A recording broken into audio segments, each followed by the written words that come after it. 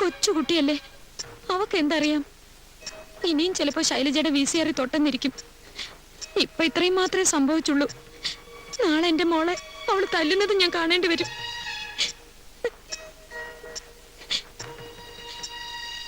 കല്യാണത്തിന് മുമ്പ് എന്റെ മുഖത്ത് നേരെ നോക്കിയിട്ടില്ല മോഹന്. അവനാ ഇന്ന് എന്നോട് വഴക്കിന് വന്നത്. അവന്റെ എച്ചിൽ പാത്രം വരെ കഴിയിട്ടുള്ളവളല്ലേ ഞാൻ. അത് അവൻ ഓർത്തോ? അവള് പണക്കാരി ആയതുകൊണ്ട് അമ്മ അവളുടെ ഭാഗത്താ. എന്ത് ചെയ്യാം? ഞാനൊരു പാവ സ്കൂൾ മാഷിന്റെ മോളായി പോയില്ലേ. കാഞ്ചനെ, നീ ഒന്ന് കരയാതിരിക്കുക. എന്റെ വിഷമം മനസ്സിലാക്കാൻ ഇവിടെ ആരുമില്ല. എനിക്കൊന്നേ പറയാനുള്ളൂ, ഞാൻ ഈ നരകത്തിൽ തന്നെ കഴിഞ്ഞോളാം. പക്ഷെ എന്നെ എന്റെ കുഞ്ഞിനെ ദ്രോഹിക്കരുതെന്ന് ഇവിടെ ഉള്ളവരോട് സുഖമായിട്ടൊന്ന് പറയണം. അത്രേ വേണ്ടു.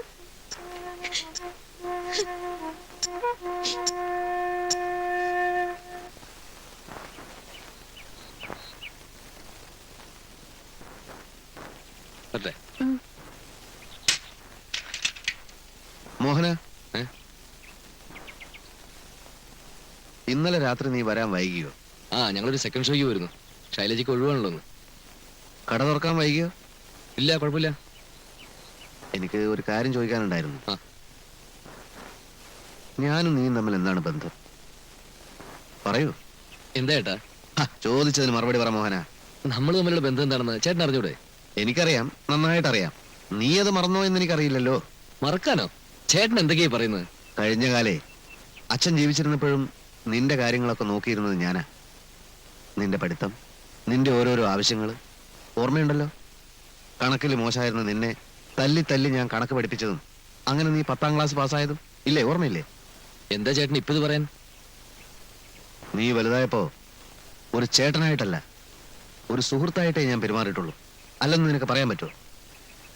നീയും എന്നെ സ്നേഹിക്കുകയും ബഹുമാനിക്കുകയും ഒക്കെ ചെയ്തിരുന്നു. ശൈലജയായിട്ടുള്ള നിന്റെ ലവ് അഫെയർ പോലും നമ്മൾ തമ്മിൽ ഡിസ്കസ് ചെയ്തിട്ടുണ്ടില്ലേ? അല്ല, ഞാൻ ചേട്ടനെ സ്നേഹിക്കുകയും ബഹുമാനിക്കുകയും ചെയ്തിരുന്നു എന്ന് പറഞ്ഞ പാസ്റ്റ് ടെൻസാ, ഭൂതകാലം. എന്താ അങ്ങനെ എല്ലാം ചേട്ടന് തോന്നുന്നുണ്ടോ? അത് പോട്ടെ. പക്ഷെ എന്തും എന്നോട് തുറന്നു ചോദിക്കാനുള്ള സ്വാതന്ത്ര്യം നിനക്കുണ്ടല്ലോ. ചേട്ടാ, ഇത്ര വലിയ മുഖവരിയൊന്നും വേണ്ട. എന്താ പ്രശ്നം എന്ന് പറഞ്ഞാൽ മതി.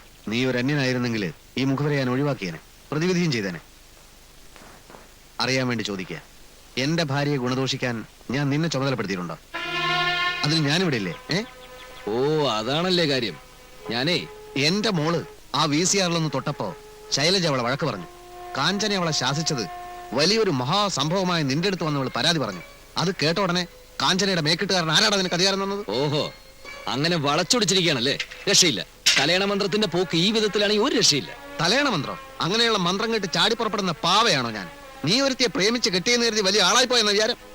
എന്താ നിനക്ക് പറയാ? ചേട്ടാ, ഞാൻ ആരുടെയും അറിയാം. ഞാൻ ജീവിച്ചിരിക്കുമ്പോ ഇങ്ങനെ നാളെ വല്ല ഹൃദ്രോഗം വന്ന് ഞാൻ മരിച്ചുപോയാൽ എന്റെ ഭാര്യയും മോളെയും നീയും നിന്റെ ഭാര്യയും കൂടെ കടിച്ചു കയറുവല്ലടാ. ആ സ്ത്രീനെ വിളിക്ക്, എന്നിട്ട് ചോദിക്ക് ഞാൻ അവരോട് മെക്കെട്ട് കയറിയൊന്ന്. സ്ത്രീയോ? എടാ, ചേട്ടന്റെ ഭാര്യ എന്ന് പറഞ്ഞ അമ്മയുടെ സ്ഥാന. നിന്റെ അമ്മയെ നീ സ്ത്രീ എന്ന് വിളിക്കോ? അവരെന്തൊക്കെയാണ് ചേട്ടൻ പറഞ്ഞ് ബോധ്യപ്പെടുത്തുന്നത് എനിക്കറിയില്ലമ്മേ. നിന്റെ ഭാര്യയെ നീ മര്യാദ പഠിപ്പിക്കണം. ഞാനിപ്പോ എന്ത് പറഞ്ഞാലും ചേട്ടൻ തലേ കയറില്ല. അവര് കുത്തിവെച്ച വിഷം കയറി ചേട്ടന് തല വരുത്തുപോയി. സൂക്ഷിച്ച് സംസാരിക്കണം. നീ കെട്ടിയ പിന്നെ ഈ വീട്ടിൽ വിഷം കയറിയത്. പറഞ്ഞത് എന്റെ ഭാര്യയെ നിങ്ങൾ ബഹുമാനിക്കണ്ട. എന്താ എന്റെ ഈശ്വര ഇത്? എന്റെ മോളെ നിങ്ങൾ സ്നേഹിക്കണ്ട, പക്ഷെ ദ്രോഹിക്കരുത്. എന്റെ ഭാര്യ ഉണ്ടല്ലോ, നീ ഇപ്പൊ സ്ത്രീയൊന്നും വിഷമൊന്നും വിളിച്ചില്ലേ? മോഹന, അവള് നിന്റെ എച്ചിൽ പാത്രം കഴിയവളാ, നിന്റെ അടിവസ്ത്രം വരെ അലക്കിയവളാ. എന്തോടാ പറഞ്ഞത്? ചെറ്റത്തരം എന്ന് വെച്ചാൽ ഞാൻ അതേടാ, ഞാൻ ചെറ്റയാ. വിടല്ലേ? എന്റെ ഭാര്യക്ക് മൂക്ക് ഈ വീട്ടിൽ സമാധാനമായിട്ട് ജീവിക്കാൻ പറ്റുമെന്ന് എനിക്കൊന്ന് അറിയണം. അമ്മേ, വിടാൻ. എന്നെ എന്ത് ചെയ്യുന്നു കാണാലോ. എന്നെ വിടാൻ. രണ്ടെണ്ണത്തിനെ പിടിച്ച് ചങ്ങലക്കിട വേണ്ടത്. എടാ, നിന്നെ പേടിച്ച് ജീവിക്കേണ്ട സ്ഥിതി വന്ന ഞങ്ങൾ ആത്മഹത്യ ചെയ്യണം. അതാ നല്ലത്. പോയി ചെയ്തോ. എന്റെ ദൈവമേ, എന്താ ഇത്? ഇന്നുവരെ മുഖം കറുത്ത് അന്യോന്യം സംസാരിച്ചിട്ടില്ലാത്ത എന്റെ മക്കള് തമ്മില്. ശരിയാ, ആദ്യമായിട്ടാ. കാരണം എന്താന്ന് അങ്ങോട്ട് ചോദിച്ചു നോക്ക്.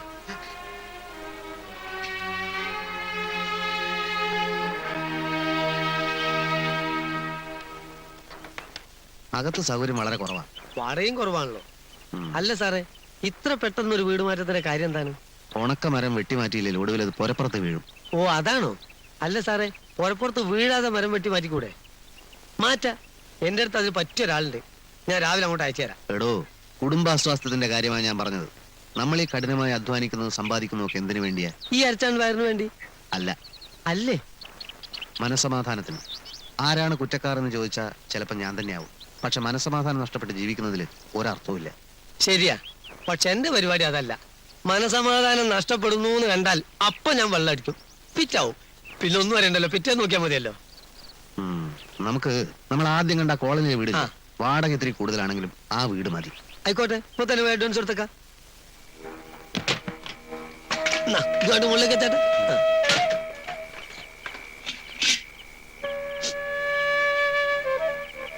സുഖു, ഞാനാ പറയുന്നത്, നീ ഈ രാത്രിയിൽ ഇവിടെ നിന്ന് ഇറങ്ങി പോരുതടാ മോനെ.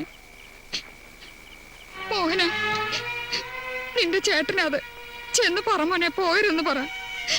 അവന് ഇഷ്ടപ്പെടാത്ത രീതി നീ വല്ലതും പെരുമാറിയിട്ടുണ്ടെങ്കിൽ ചെന്ന് ക്ഷമ ചോദിക്കും മോനെ. എനിക്ക് ജീവനുള്ളപ്പോ നിങ്ങൾ തമ്മിൽ തല്ലി പിരിയരുത്. ഞാൻ ക്ഷമ ചോദിച്ചാലും ഇല്ലെങ്കിലും ചേട്ടൻ ഇവിടുന്ന് പോകും. മോളെ, ആരെന്ത് കുറ്റം ചെയ്തിട്ടാ നിങ്ങൾ എന്നോട് ഇങ്ങനെ ചെയ്യുന്നത്? നേരം വെളുത്തിട്ട് ഇറങ്ങി പോകുമ്പോ അയൽവക്കക്കാര് കാണും.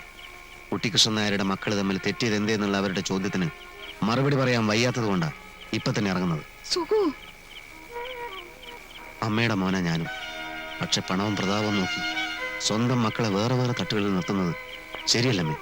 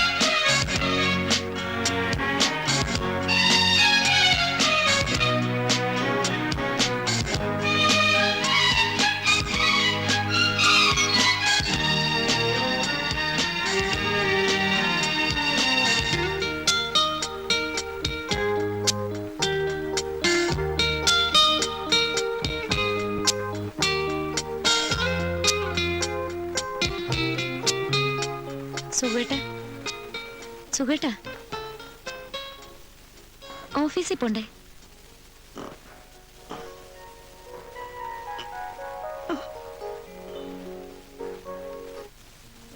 ഒരു പത്രം കിട്ടാൻ എന്താ വഴി?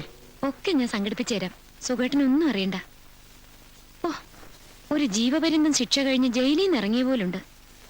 ഇനി നമ്മുടെ ഉള്ളതും ഇല്ലാത്തതും നമ്മൾ മാത്രം അറിഞ്ഞാൽ മതിയല്ലോ. സുഖേട്ടാ, സുഖേട്ടന് കുറച്ച് ദിവസം ലീവ് എടുത്തൂടെ? അവിടുന്ന് സുഖേട്ടന്റെ ഒരു കാര്യം എനിക്ക് ശ്രദ്ധിക്കാൻ പറ്റിയിട്ടില്ല. വല്ലാണ്ട് മെലിഞ്ഞുപോയി, ഒത്തിരി കറക്കുകയും ചെയ്തു. ഞാൻ ആദ്യമേ കറുപ്പായിരുന്നില്ലേ? ആര്? സുഖേട്ടനോ? കൊള്ളാം. എന്നെ പെണ്ണ് കാണാൻ വരുമ്പോ നല്ല വെളുത്തിട്ടായിരുന്നു. ഇപ്പൊ വെയിലുകൊണ്ട് ആകെ വാടിപ്പോയില്ലേ. കുറച്ചു ദിവസം എണ്ണയും കുഴമ്പൊക്കെ ഇട്ട് കുളിച്ച് വിശ്രമം എടുക്കണം. എന്തേ? അല്ല, ഞാൻ ഓർക്കായിരുന്നു, സുഖേട്ടനെ ഞാൻ ആദ്യമായിട്ട് കാണുമ്പോ ഞാൻ വിചാരിച്ച സിനിമയിലുള്ള മമ്മൂട്ടിയാണെന്നാ. അയ്യോ, സത്യമായിട്ടും ആ ശബ്ദവും ഗാംഭീര്യവും എല്ലാം. മമ്മൂട്ടി കുറെ കൂടെ ഹൈറ്റ് ഒക്കെ ഇല്ലേ? ആ ഒരു വ്യത്യാസമല്ലുള്ളൂ. ഇപ്പഴും ചില സൈഡിൽ കൂടെ നോക്കുമ്പോ സുഖേട്ടൻ തനി മമ്മൂട്ടിയാ. കുറച്ച് എക്സസൈസ് ഒക്കെ എടുക്കണം. വേണം. ഈ വീടിന് 850 രൂപയാ വാടക. ഓ, അത്ര കൂടുതലൊന്നുമില്ല. അതിന് മാത്രമുള്ള സൗകര്യങ്ങളും ഇല്ലേ? എങ്ങനെ കൊടുക്കുമെന്നാ? ഒക്കെ നടക്കും. മോളെ നീക്ക്. നേരെ എത്രയെന്നറിയോ? നീക്ക്. പാലില്ല കേട്ടോ സുഖേട്ടാ, കട്ടൻ കാപ്പി തരാം.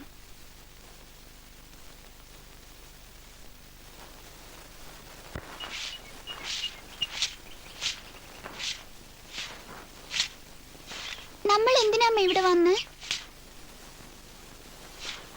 നമ്മുടെ വീട്ടിലേക്ക് ഇനി എപ്പോഴാ പോവാ? ഇനി മുതൽ ഇതാ നമ്മുടെ വീട്. അകത്ത് എന്നിരുന്ന് പഠിക്കേ. അച്ഛനോട് ഒന്ന് കുളിക്കാൻ പറ.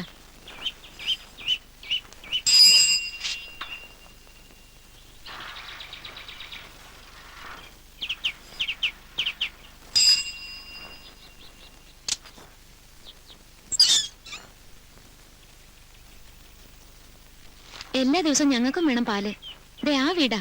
ഇപ്പോഴുണ്ടെങ്കിൽ ഒരു പാക്കറ്റ് ഇട്ടേ നന്നായിരുന്നു. ഇപ്പൊ ഉണ്ടാവില്ല. ആ കൊടുക്കടോ, പെട്ടെന്ന് ഇപ്പൊ പാലിന് അവരെവിടെ പോവാനാ? ഞാൻ പോയിട്ട് വരാം. രാത്രിയിൽ ഇവിടെ ഒച്ചയും ബഹളമൊക്കെ കേട്ടു. പക്ഷെ കള്ളന്മാരായിരിക്കും എന്ന് വിചാരിച്ച് ഞങ്ങള് കഥവ് തുറന്നില്ല. എന്റെ പേര് ജിജി ഡാനിയൽ. ഞാൻ കാഞ്ചന. Sweet name. ഇവിടെ എന്തെങ്കിലും ആവശ്യമുണ്ടെങ്കിൽ എന്നോട് പറഞ്ഞാ മതി. ഞങ്ങളുടെ തൊട്ടടുത്ത വീട്ടിൽ ആരാ താമസം? രാത്രി മുഴുവൻ ഒരു പട്ടി കിടന്ന് നിലവിളിക്കുന്നുണ്ടായിരുന്നു. അത് ഡോക്ടർ മത്തായിയുടെ വീട്. ആ, അതിനപ്പുറത്ത് ലോ സെക്രട്ടറി കരുണാകരൻ നായർ. ഇത് PWD കോൺട്രാക്ടർ ലക്ഷ്മണൻ പിള്ള. അതിനപ്പുറത്ത് അഡ്വക്കേറ്റ് കുറുപ്പ്. കാഞ്ചിയുടെ ഹസ്ബൻഡ് എന്ത് ചെയ്യുന്നു? കാഞ്ചിയല്ല, കാഞ്ചന. കാഞ്ചിന്ന് വിളിക്കാനാ സൗകര്യം. ഹസ്ബൻഡ് ഹസ്ബൻഡ് മൂപ്പര് എഞ്ചിനീയറാ. PWD ഏ? അല്ല, PWD എഞ്ചിനീയർ ആണോ? എങ്കിൽ ഞങ്ങൾ ഈ കോളനിക്കാർക്ക് അദ്ദേഹത്തോട് ചില പരാതികളൊക്കെ പറയാനുണ്ട്. ആ എഞ്ചിനീയർ അല്ല, ഇത് വലിയൊരു കമ്പനി അവിടാ. കൺസ്ട്രക്ഷൻ കമ്പനിയിലാവും. Bye mom. ബൈ മോനു, ബി കെയർഫുൾ. ഓക്കേ. മോനാ. ഭർത്താവ്? ഞാനും ഹസ്ബൻഡ് സിംഗപ്പൂരായിരുന്നു. പല പല ബിസിനസ്സുകൾ. ഇപ്പൊ ഇവിടെ സെറ്റിൽ ചെയ്തു. അവിടെയായിരുന്നപ്പോ പുള്ളിക്കാരന് കരാട്ടയില് ബ്ലൂ ബെൽറ്റ് കിട്ടിയതാ. ഇപ്പൊ ഒരു ഹോബി എന്നുള്ള നിലയ്ക്ക് കോളനിയിലെ പിള്ളേരെ കരാട്ടെ പഠിപ്പിക്കുക.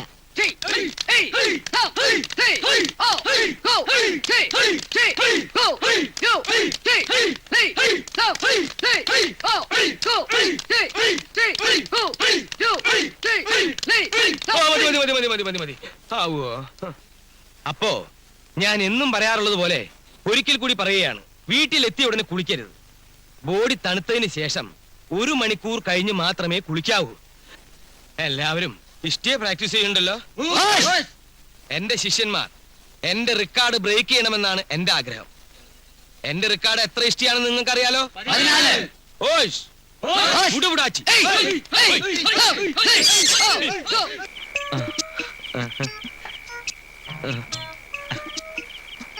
സുലോചന തങ്കപ്പൻ എന്ന പേരിലെ തങ്കപ്പൻ. കുട്ടി ഞങ്ങളുടെ വീട്ടിൽ വന്നിരുന്നു സുലോചന പറഞ്ഞു. പക്ഷെ ആ സമയത്ത് ഞാൻ പർച്ചേസിങ്ങിന് പോയിക്കേ. ഹലോ എഞ്ചിനീയർ സാർ, പുറത്തേക്കൊന്നും കണ്ടില്ലല്ലോ. ഇത് ജിജി ചേച്ചിയുടെ ഭർത്താവ്. അതെ. ഞാൻ സുലോചന തങ്കപ്പന്റെ ഭർത്താവ്, സാധാ തങ്കപ്പൻ. ഭാര്യയുടെ മേൽവാസിൽ അറിയപ്പെടാനാ ഞങ്ങളുടെയൊക്കെ ഒരു വിധി. തങ്കപ്പൻ സാറിന്റെ വിധി കറക്റ്റാ. പക്ഷേ ഈ ജോർജ് ഡാനിയലിന് സ്വന്തമായിട്ടൊരു മേൽവാസം ഉണ്ട്. എന്തേ? ഒറ്റയടിക്ക് 14 ഇഷ്ടിയെ ഒരുമിച്ച് തവിടുപൊടിയാക്കുന്ന ഏത് കരാട്ടേക്കാരനുണ്ടോ കേരളത്തിൽ? കേരളത്തിൽ നല്ല ഈ ഭൂമിയിൽ ആരുമില്ല. കുറെ കാലമായി ഇത് കേൾക്കാൻ തുടങ്ങിയിട്ട്. കുട്ടി ഒരു 14 ഇഷ്ടി എടുത്തോണ്ട് കൊടുക്കും. ഇയാളൊന്ന് അടിച്ച് പൊട്ടിക്കട്ടെ. കൊണ്ടുവരട്ടെ. കൊണ്ടുവന്ന ഇയാൾ പുഴുകും. Mister Thankappan, mind your words, okay? I don't mind your words, not okay. Why? വേണ്ട വേണ്ട വേണ്ട വേണ്ട, വഴക്ക് വേണ്ട. ആ അത് ശരിയാ, പുതിയ ഒരാളുടെ മുമ്പിൽ വെച്ച്. കുടിക്കാൻ സോറി. അങ്ങോട്ട് ഇരിക്കാം. ഓക്കേ.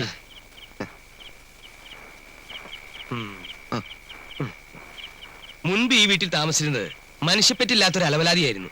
ഞങ്ങൾ അയാളെ ഓടിച്ചു. എങ്ങനെ? വീശുന്ന കൂട്ടത്തിലാണല്ലോ അല്ലേ? എന്ത് ചോദ്യമായി ചോദിക്കണത്? നല്ല 1-ാം തരം വീശുകാരനാണെന്ന് ആ കണ്ണ് കണ്ടാ അറിഞ്ഞൂടെ? വീശോ? അതെ, വീശ്. വല്ലപ്പോഴും. പക്ഷെ മിസ്സിന് അത് ഇഷ്ടമല്ല. ഓ സാധനം നമുക്ക് സംഘടിപ്പിക്കാം. ഇവിടെ നിന്ന് അടിക്കുന്നതിന് മിസ്സിന് ഇപ്പോ ഇഷ്ടപ്പെടില്ല. എല്ലായിടത്തും ഇത് തന്നെ കുഴപ്പം.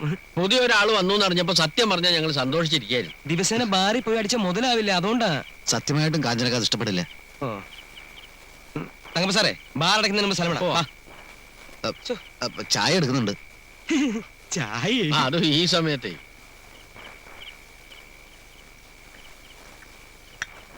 അയ്യോ, അവര് പോയോ? അവര് കുറച്ച് തിരക്കില്ല. എന്നാ സുഖമായിട്ടും കുടിക്ക.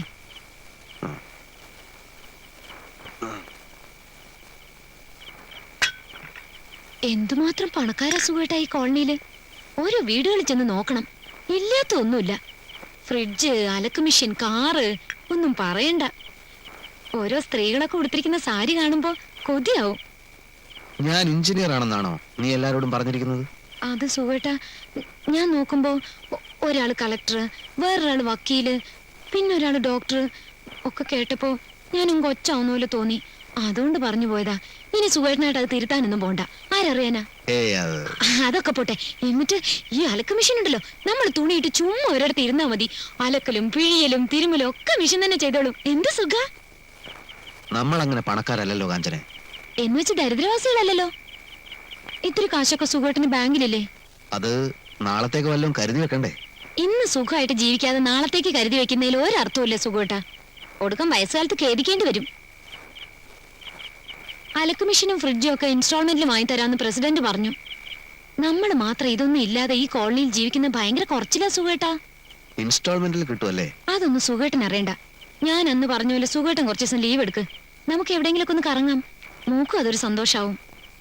എന്നും ഈ അടുക്കളയിൽ കിടന്ന് നരയിക്കല്ലേ സുഖേട്ടാ ഞാൻ.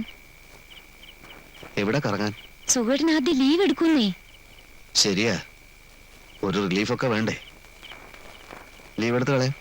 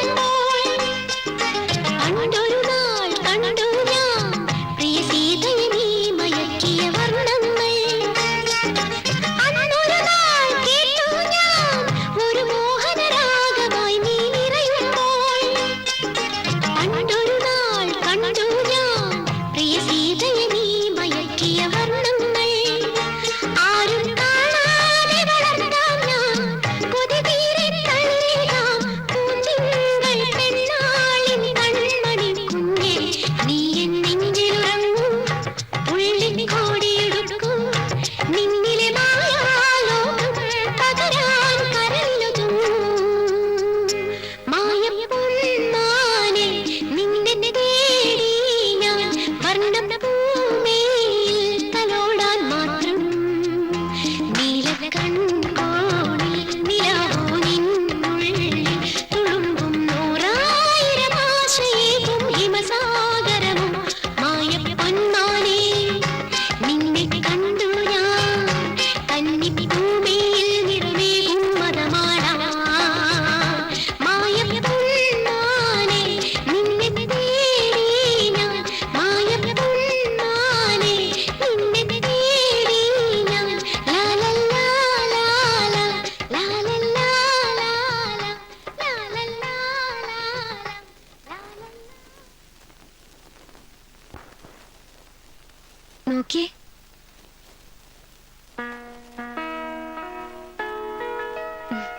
എങ്ങനെയുണ്ട്?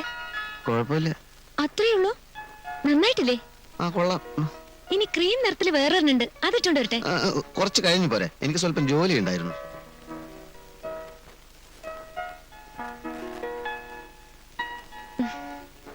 സുഖേട്ടാ, ഇനി മുതൽ ദിവ്യമോള് സുഖേട്ടനെ അച്ഛാന്ന് വിളിക്കില്ല. അയ്യോ, അതെന്ത്? എന്നെ അമ്മാന്നും വിളിക്കില്ല. പിന്നെ സുഖേട്ടൻ ഡാഡി, ഞാൻ മമ്മി. അത് അത് ലോകം ഒരുപാട് മുമ്പോട്ട് പോയി സുഖേട്ടാ. കിണറ്റിലെ തവളകളെ പോലെ നമ്മൾ പരിഷ്കാരം അറിയേണ്ട ജീവിക്കേണ്ട കാര്യമുണ്ടോ? എന്നാലും പെട്ടെന്ന് അങ്ങനെ ഒരു മാറ്റം വേണോ? വേണം. ഡാഡി